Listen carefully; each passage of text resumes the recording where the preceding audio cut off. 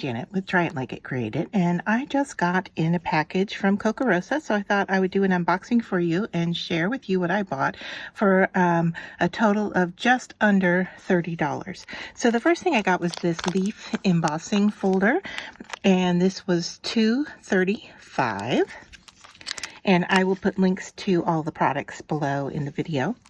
And then I picked up this stencil. You can see it, it's like a half and half stencil, and this one was $2.39.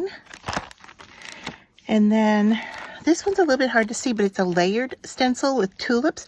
So you've got the tulips on one stencil, and then you have the leaves on the other, and this was $7.99. So that's a layered stencil, 2 parts.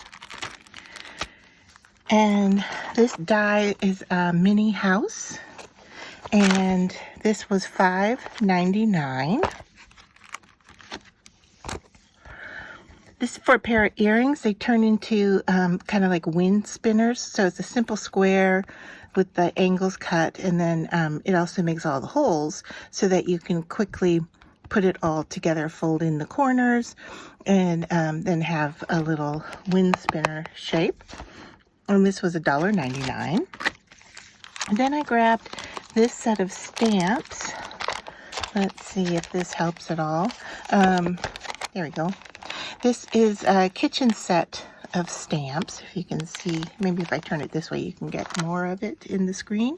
And this was $4.99. So I like the wording. And I thought that it was useful. It also has a happy birthday, but I'll have a wonderful day. So some of them are more generic, while others are more related to kitchen type things.